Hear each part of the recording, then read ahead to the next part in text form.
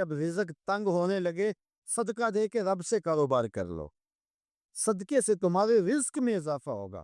یہ رب کا وعدہ ہے، اللہ کے وعدے جھوٹے نہیں ہو سکتے۔ رزق کی برکت کا ایک اور بہت بڑا ذریعہ النکاح ہے۔ فرمایا اگر تم نکاح کرو گے، تم فقیر ہو وہ تمہیں غنی کر دے گا۔ لوگ کہتے ہیں بچہ پیروں پہ کھڑا ہو لے تو پھر نکاح کریں گے، اللہ کہتا ہے تم نکاح کرو ہم پیروں پہ کھڑا کر دیں گے۔ ہمارا فلسفہ اپنا ہے، اس کا حکم اپنا ہے۔ وہ کہتا ہے ابھی تو یہ اپنے لیے نہیں کماتا تو جو آئے گی اس کو کہاں سے کھلائے گا؟ میاں جس نے آنا ہے اس نے اپنا رزق لے کے آنا ہے۔ تو بچوں کی شادیاں کرو اگر وہ جوان ہو گئے، رزق نصیب ہو۔ اپنے اہل خانہ کو نماز کے حکم دینے سے رزق بڑھتا ہے، کیونکہ جو صبح کا وقت ہوتا ہے یہ رزق کے بٹنے کا وقت ہوتا ہے، اور جس گھر میں صبح کے وقت لوگ سوئے ہوئے ہوتے ہیں وہاں بے برکتیاں ہوتی۔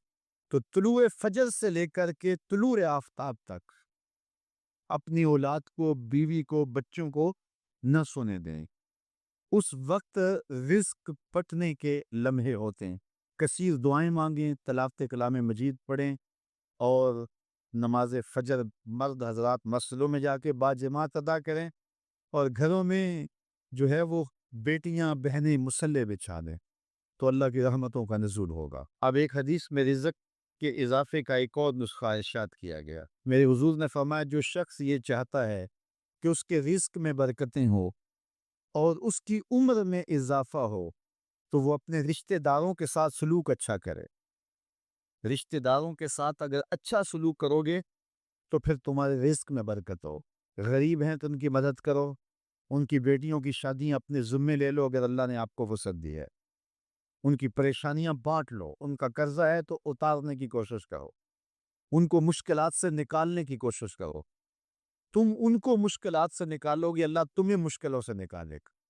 تمہارے رزق میں بھی برکتیں ہوگی اور تمہارے مال میں بھی برکتیں۔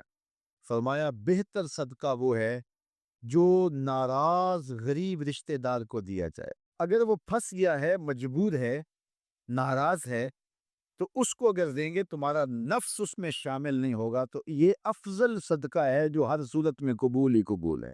رزق کے اضافے کا ایک اور سبب الاحسان الی الضعفاء، جو کمزور لوگ ہیں ان کے ساتھ اس نے سلوک کرنا۔ الانفاق علی طلبۃ العلم، طالب علموں پہ خرچ کرنا، یہ بھی رزق میں اضافے کا سبب و ذریعہ ہے۔ وہ حضرت بابا فرید نے کہا نا چھٹا رکن دین کا روٹی ہے۔ گھر میں کچھ نہ ہو تو پھر نہ نماز اور نہ ہی دیگر امور کی لذت آتی ہے، تو یہ رزق فراواں اور وسیع اور مبارک نصیب کرتے اللہ۔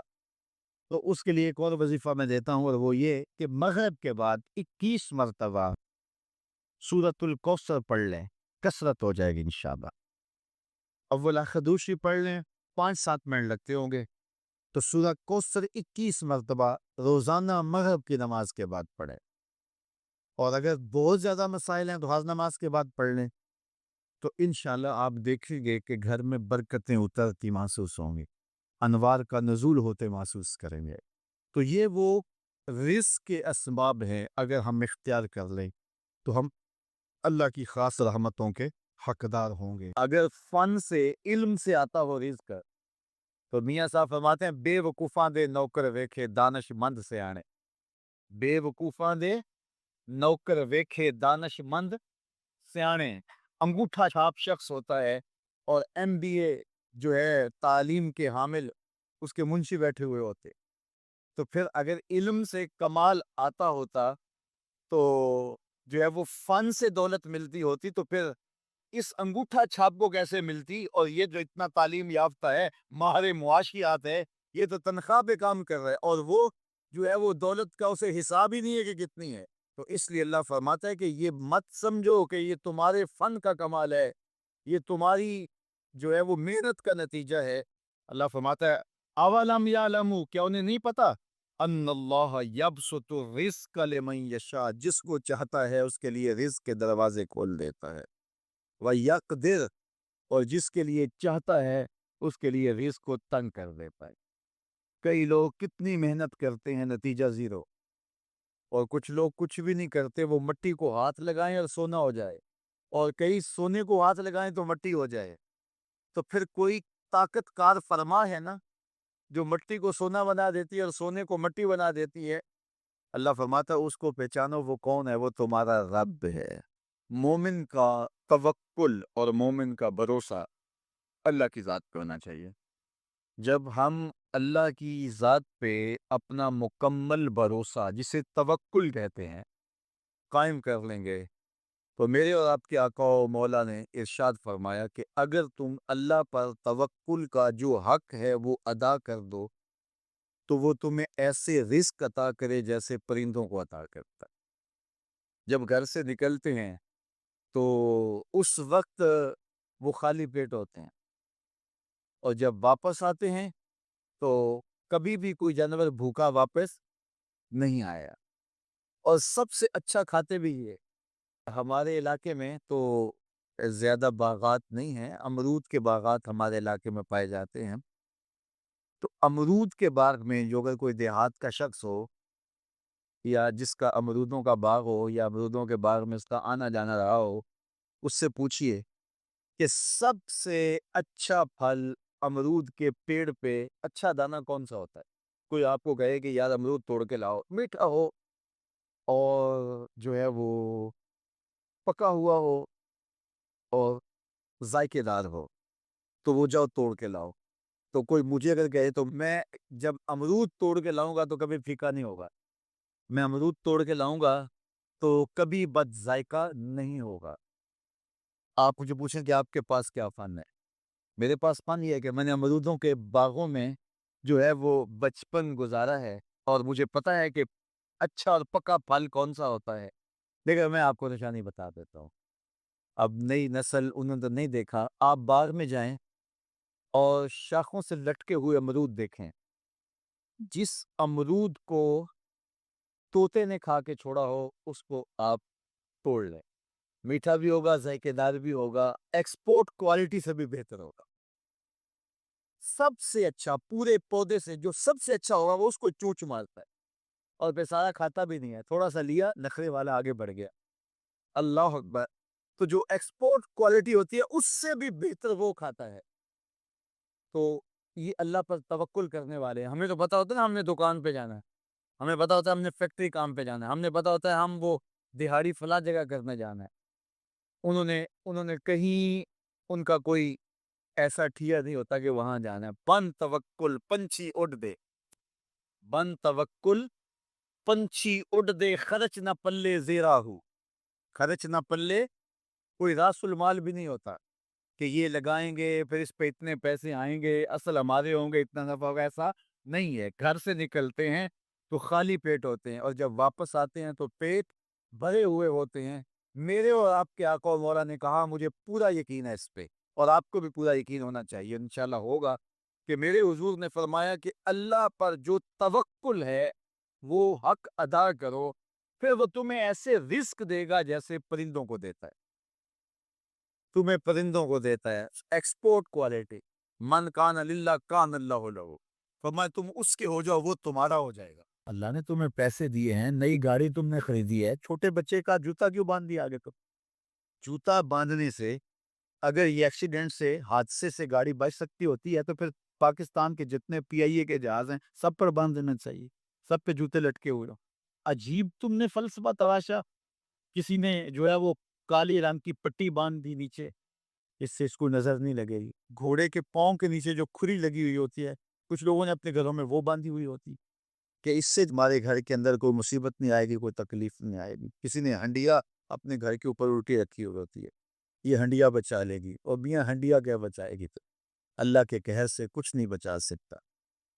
جب تمہارے اوپر کوئی مصیبت نازل ہونی ہے تو کچھ نہیں بچا سکتا۔ اگر بچنا چاہتے ہو تو پھر اللہ سے استغفار کرو، اللہ تعالیٰ کی تسبیح کرو، اللہ کی تحلیل کرو، میرے حضور پہ درود پڑھو، پھر دیکھنا کہ مصیبتیں ٹلتی ہیں یا نہیں ٹلتی۔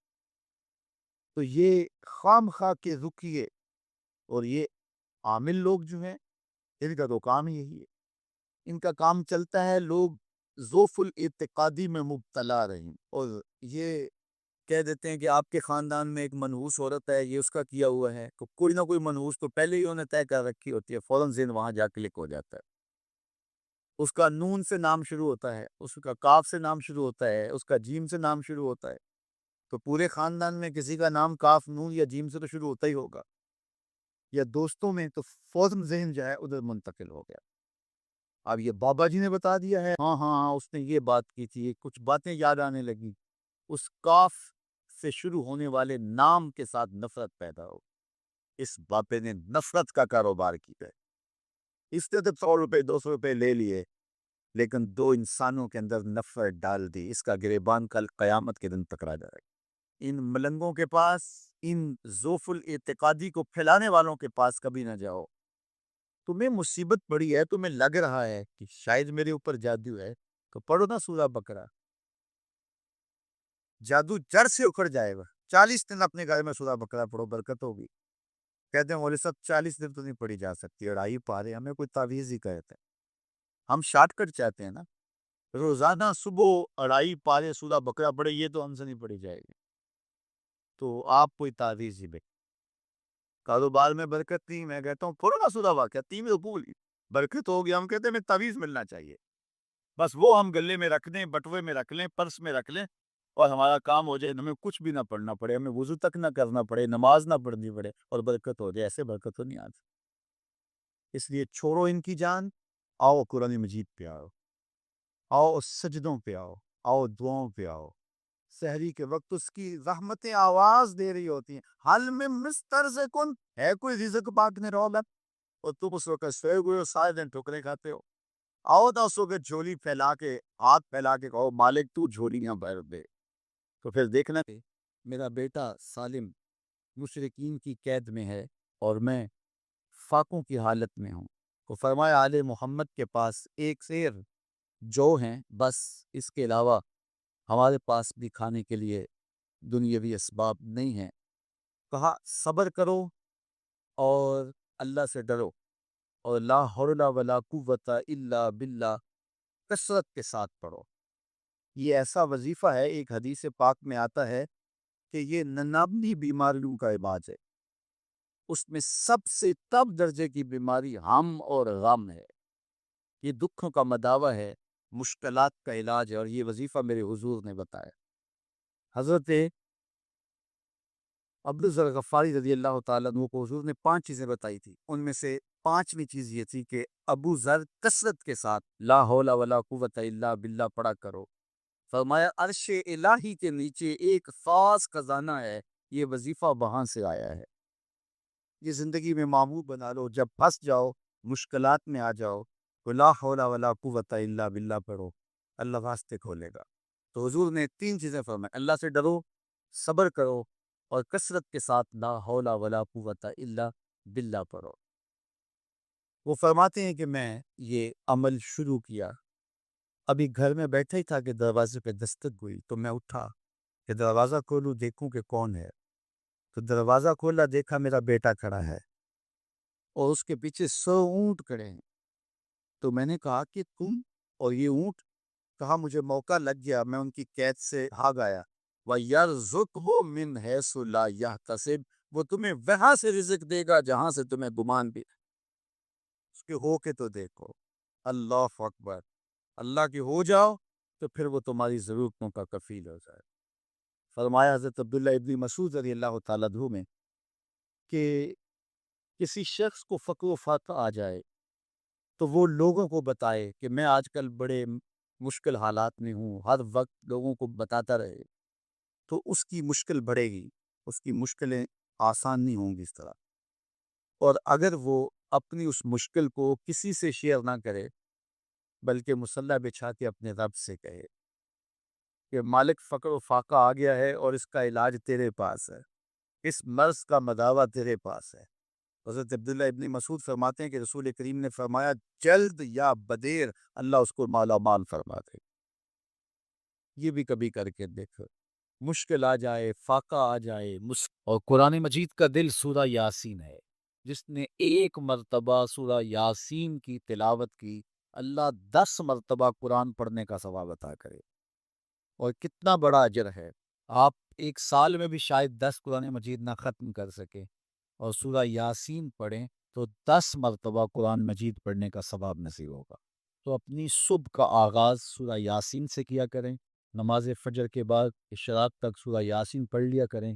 سورہ یاسین اگر آپ پڑھ کے اپنے دن کا آغاز کرتے ہیں، آپ کا سارا دن خیر سے گزرے گا۔ اس دن اگر کاروبار کریں گے تو برکت ہوگی، اس دن بہت ساری بیماریوں سے، آفات و بلیات ارضیہ و سماویہ سے بچے رہیں گے، لوگوں کے شر سے، حادثات سے محفوظ رہیں۔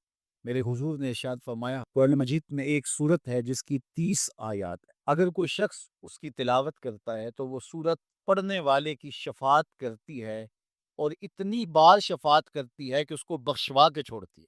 وہ سورت کون سی ہے؟ وَهِيَ تَبَارَكَ الَّذِي بِيَدِهِ الْمُلْكُ، یہ سورت الملک ہے، 30 آیتیں ہیں۔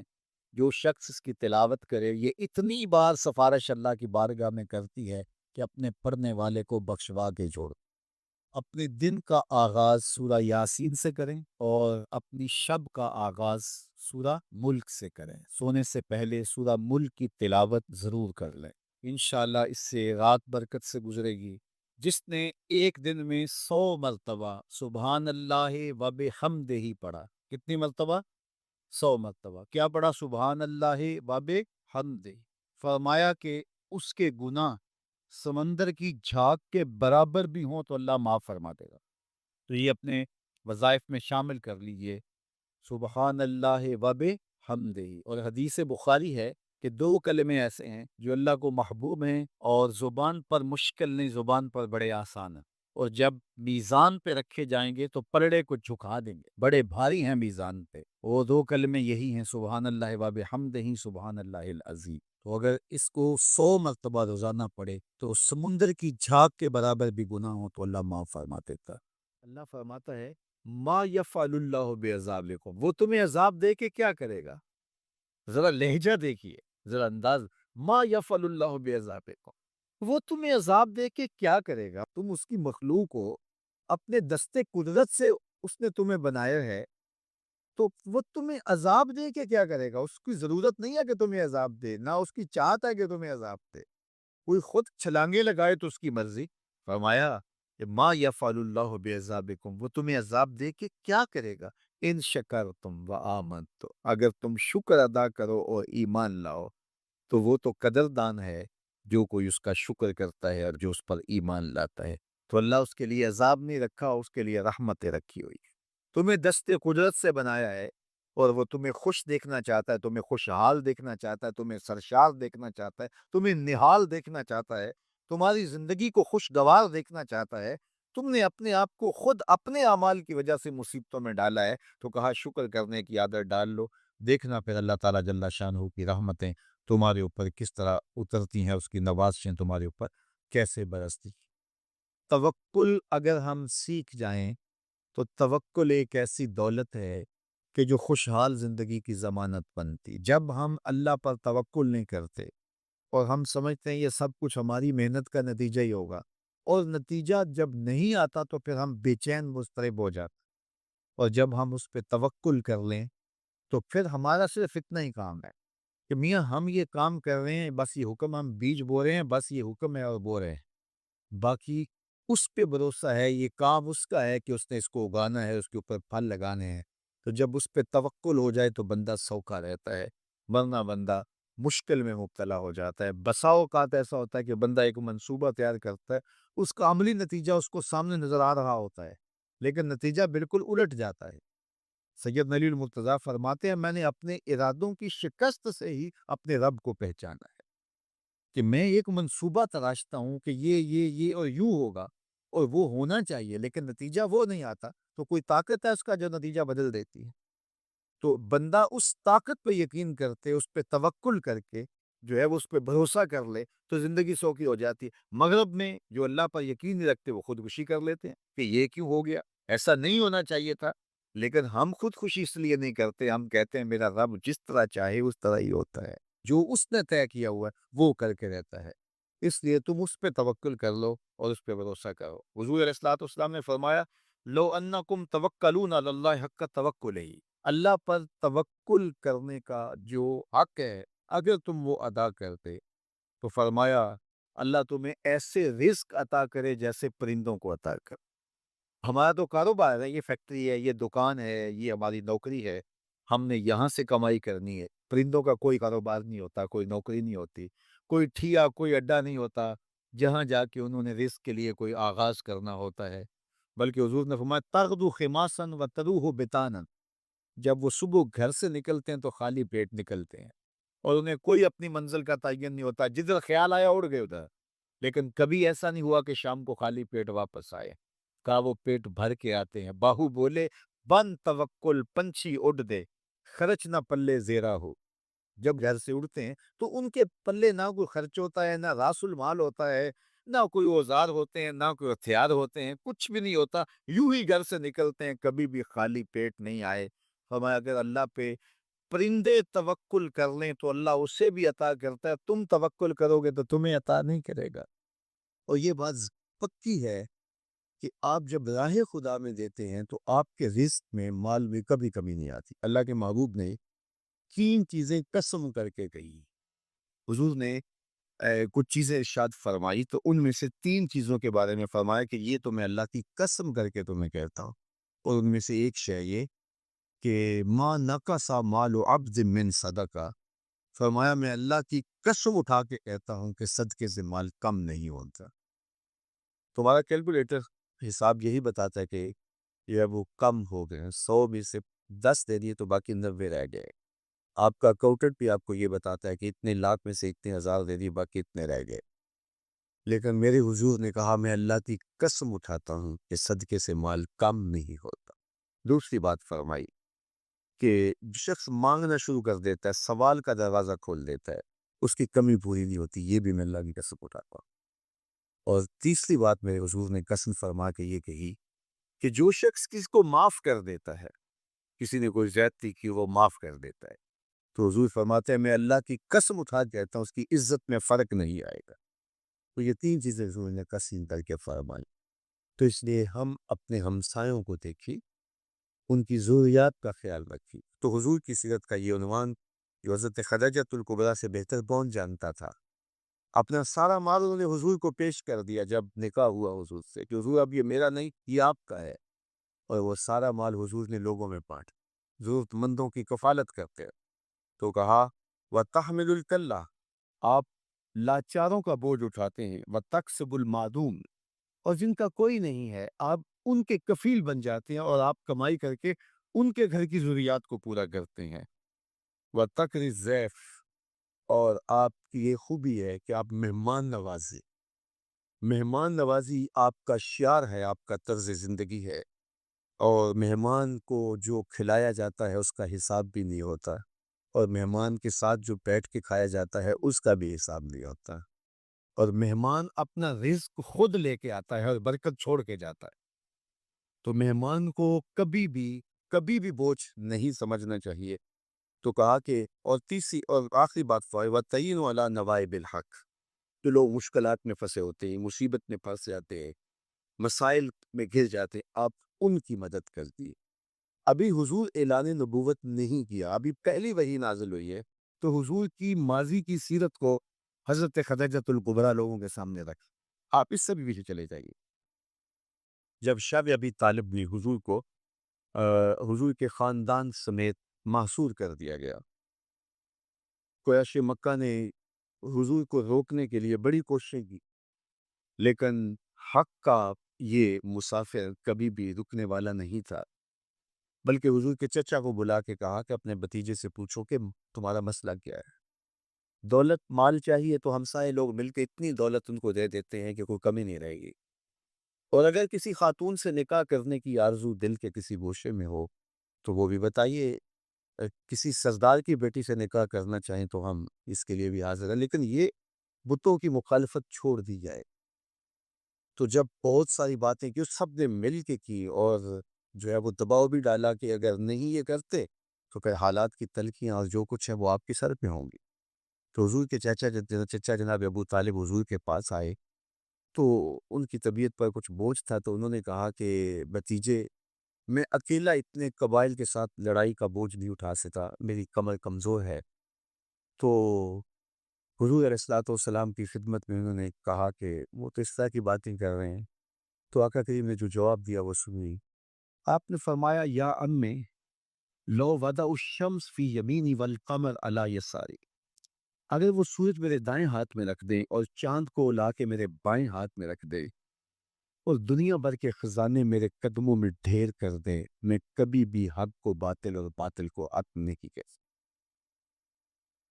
یہ وہ چیز ہے جہاں پر ہمیں کھڑا ہونا چاہیے۔ یہ رشوت کیا ہوتی ہے؟ ہم اداروں میں افسر بن کے بیٹھتے ہیں اور ہم کسی ذمہ دار منصب پہ بیٹھتے ہیں، تو ہمیں چند ٹگوں سے کوئی خرید لیتا ہے؟ ہمارا ضمیر پھر کہاں ہوتا ہے؟ کائنات کی نعمتیں اس کو پیشکش کی جا رہی ہیں جو پیدا ہوا تو باپ کا سایہ سر پہ نہیں، 6 سال کی عمر ہے تو ماں انتقال کر گئی ہے، یہ حالت ہے۔ لیکن کہا جا رہا ہے کہ جناب آپ کو جو چاہیے ہم فراہم کرتے ہیں، لیکن کہا لو وضع الشمس فی یمینی، اگر وہ سورج کو میرے دائیں ہاتھ میں رکھتی اور چاند کو میرے بائیں ہاتھ میں رکھتی اور میرے پاؤں میں کائنات کے خزانے لا کے دولت قارون بھی رکھ دے، لیکن میں پھر بھی حق کو حق کہوں گا، باطل کو باطل کہوں گا، تو میں چند ٹگوں پہ اپنی ضمیر کا سودا کیسے کر سکتا ہوں اگر میں رسول اللہ کو مانتا ہوں؟ اگر میں حضور علیہ الصلوۃ والسلام کا فالوور ہوں، اگر میں ان کا امتی ہوں، ان کا غلام ہوں، ان کا عاشق ہوں، تو پھر میں کیوں اپنے ملک کو بیچوں؟ میں کیوں عدل کو بیچوں؟ میں کیوں انصاف کو بیچوں؟ میں کیوں اپنے منصب کو بیچوں؟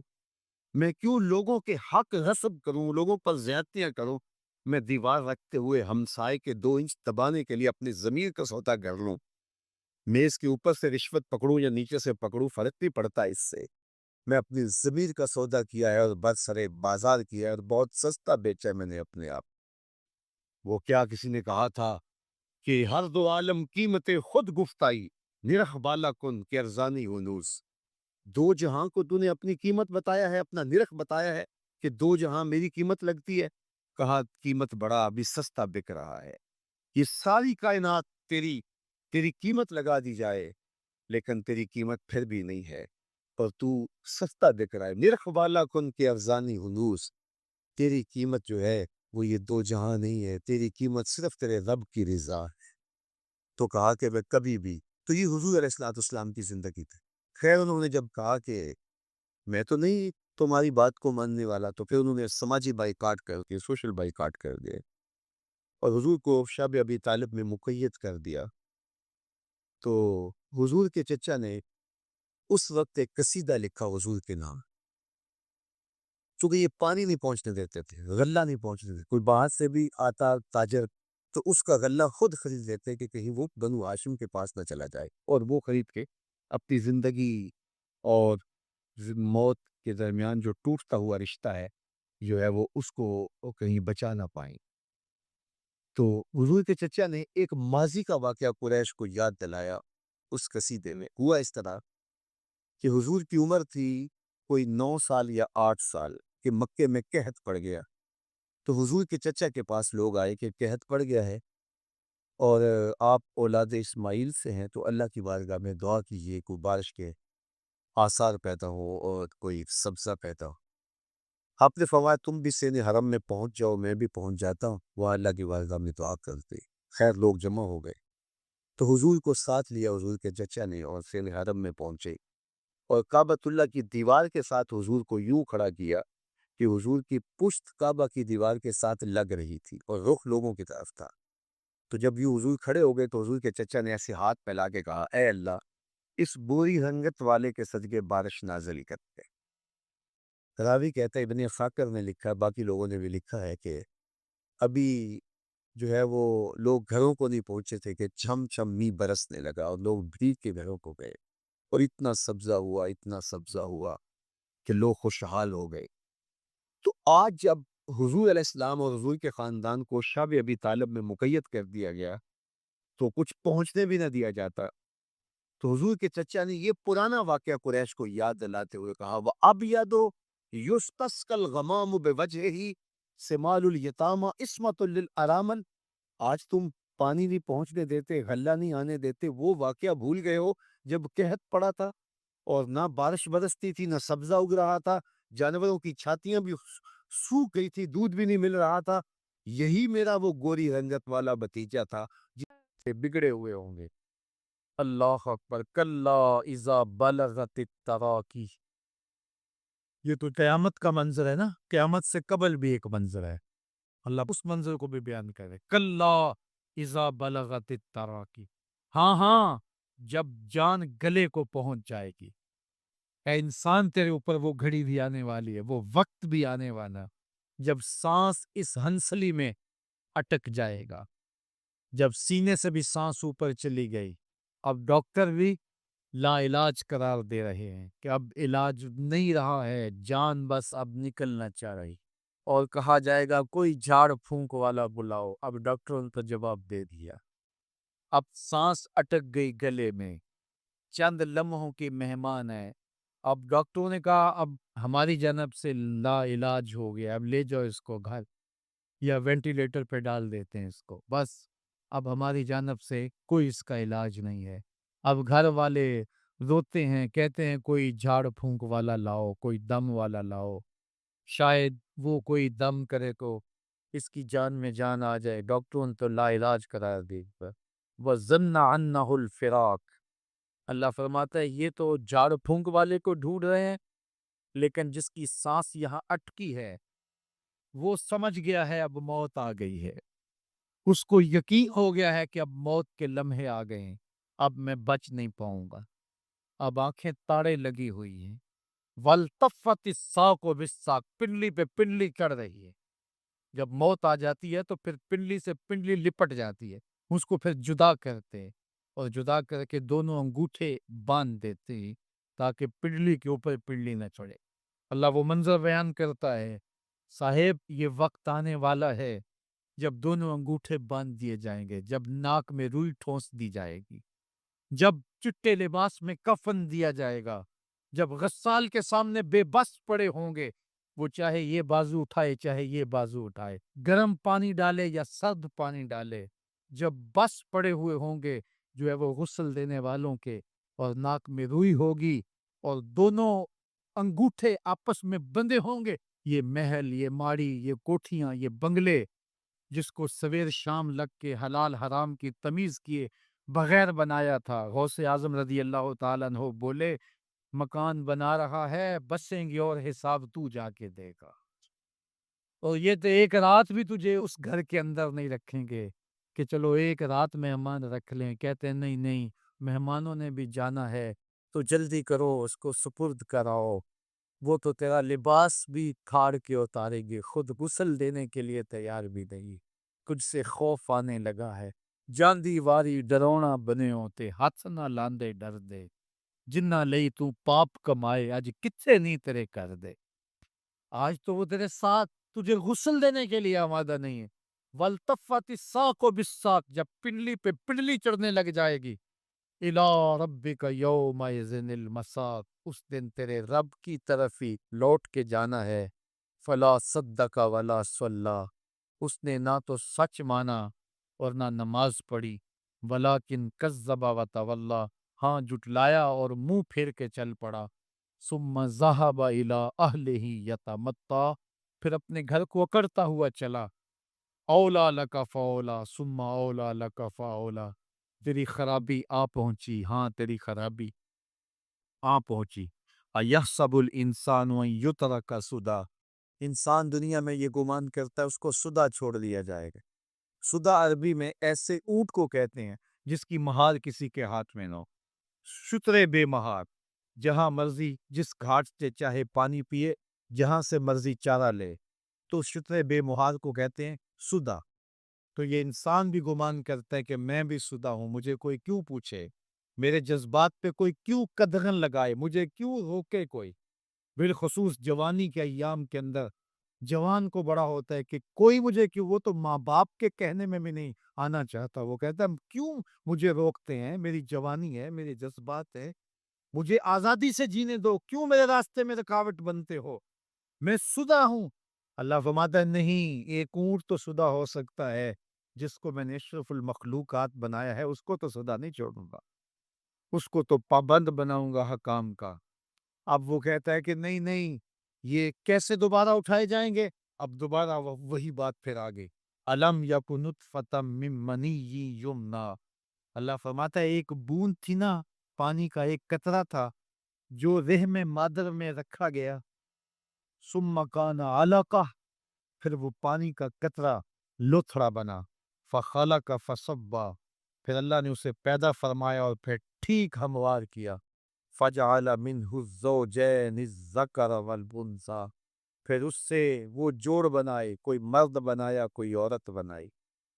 کہا اب غور کر، اب تیری آنکھیں دیکھتی ہیں، بجلیاں چمکتی ہیں، تیری زبان کا طوطی بولتا ہے، لوگ اشش کرتے ہیں تیری گفتگو پہ، تیری گفتار پہ صدقے جاتے ہیں، تیرے لہجے کے جمال کو دیکھتے ہیں، تیرے سینے کا زور، تیرے پنجوں کی طاقت، تیری دماغ کی تیزیاں اور تیری سوچوں کے اجالے، تیری زوردار ٹانگیں، تیرے کڑیل بازو اور تیری چوڑی چھاتی اور تیرے گلاب کی پتیوں جیسے ہونٹ، اے انسان یہ سب کچھ کہاں تراشا گیا؟ ماں کے رحم میں، اس تاریکی میں جو 3 پردوں میں تھی، تیرا سر تیرے گھٹنوں میں تھا، اور تیرے رب نے وہاں تیرے اندر نسوانیت یا وجولیت کی صلاحیتیں پیدا کی، تیری آنکھوں میں چمک پیدا کی، تیرے کانوں میں نغمے بکھیرے، تیری زبان کے پٹھوں پہ قوت ذائقہ رکھی،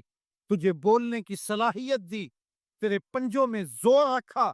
آج تو مفتی شہر ہے، آج تو علامت الدہر ہے، آج تو قاضی القضات ہے، آج تو منسٹر ہے، آج تو وزیر اعظم ہے، آج تو پہلوان ہے، آج تو شہزادہ ہے، آج تو بادشاہ ہے، آج تو زوراور ہے، آج تیری طاقت کے کیا کہنے، آج شیروں کو تو نچا لیتا ہے، ہاتھیوں کو تو بٹھا لیتا ہے، آج تو بڑا زوراور گھڑ سوار ہے، آج تیری طاقت کے کیا کہنے، تو کشتی کرتا ہے، زمانہ دیکھنے آتا ہے، آج تیری طاقت کے شوہرے ہیں، تیری عظمت کے تنتنے ہیں، لیکن انسان تو ایک ناپاک قطرہ تھا اور رحم مادر میں تھا، تیرے اندر یہ رنگ کس نے بھرے؟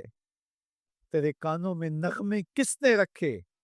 تجھے دماغ کی قوتیں کس نے دی؟ زبان کو بولنا کس نے سکھایا؟ آنکھوں میں توانائیاں کس نے رکھی؟ تیری زبان کا طوطی بولتا ہے، یہ سلیقے کس نے دیے؟ پھر اللہ فرمایا، کتنا زوردار بیان ہے، الیس ذالک بقادر علی ان یحیی الموتیٰ، جو ماں کے پیٹ میں ایک نطفے کو ایک خوبصورت انسان بنا سکتا ہے، ہڈیوں کو جوڑ کے دوبارہ انسان نہیں بنا سکتا؟ کیا وہ دوبارہ تجھے کھڑا نہیں کر سکتا اپنے سامنے پیش ہونے کے لیے، جس کے حکموں کو تو نے توڑا ہے، جس کے فرامین کا تو نے مذاق اڑایا ہے؟ کیا وہ اتنا ہی بے بس ہے کہ اپنے حضور تجھے جو ہے وہ کھڑا ہی نہیں کر سکتا ہے؟ جس رب نے تجھے ماں کے شکم میں شکل دی، حضرت شیخ فرید الدین عطار بولتے ہیں، سانے کستی سلاتی می شود، ایسا کاریگر ہے مٹی سے بادشاہ بنا ڈالتا ہے۔ اس نے مٹی سے دارا و سکندر بنائے، اس نے مٹی سے جو ہے وہ رستم و سہراب بنائے، اس نے مٹی سے کیا کیا بنا دیا جو مٹی سے بادشاہ بنا سکتا ہے، جو نطفہ رحم مادر سے جو ہے وہ شکل اور صورت اور رنگ اور جمال بنا دیتا ہے۔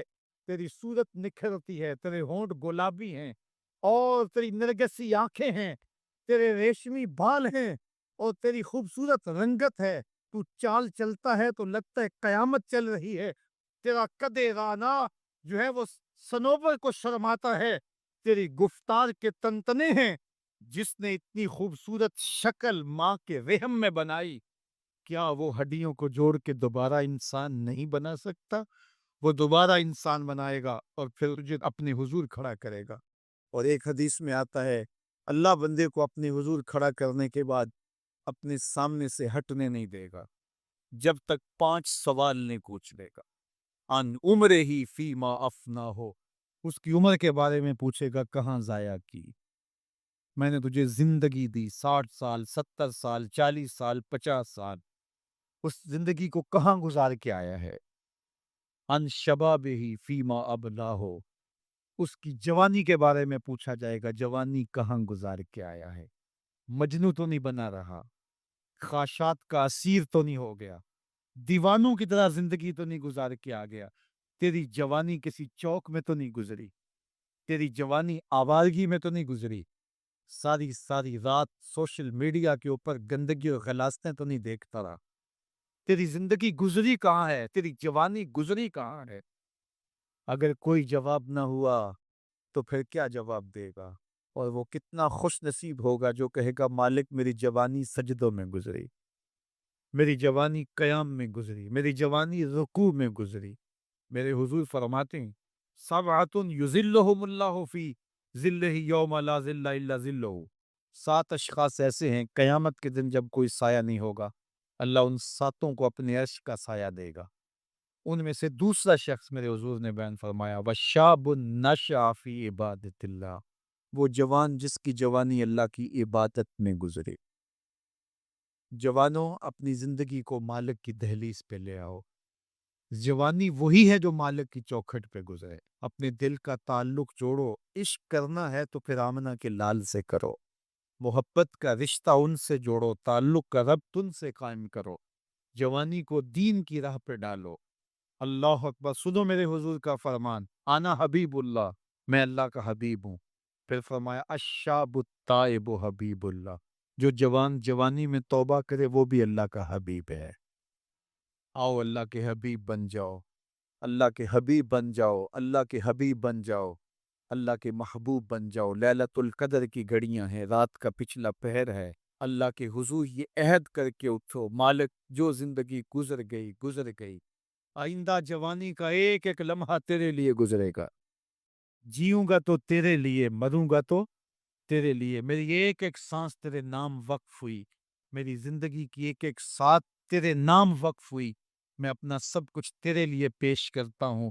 میری زندگی کا مالک بھی تو ہے، میری موت و حیات کا خالق اور مالک بھی تو ہے. یہ زندگی تو نے دی، تیری امانت ہے، تیرے حضور ہی پیش کرتا ہوں.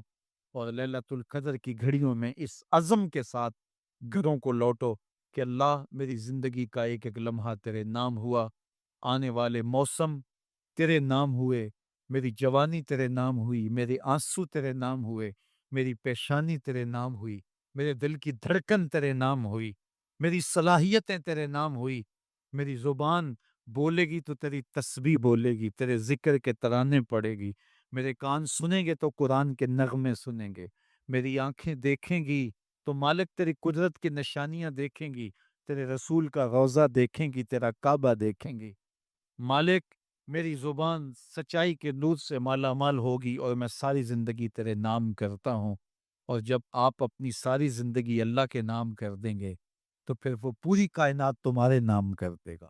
کی محمد سے وفا تو نے تو ہم تیرے ہیں، یہ جہاں چیز ہے کیا لوح و قلم تیرے ہیں.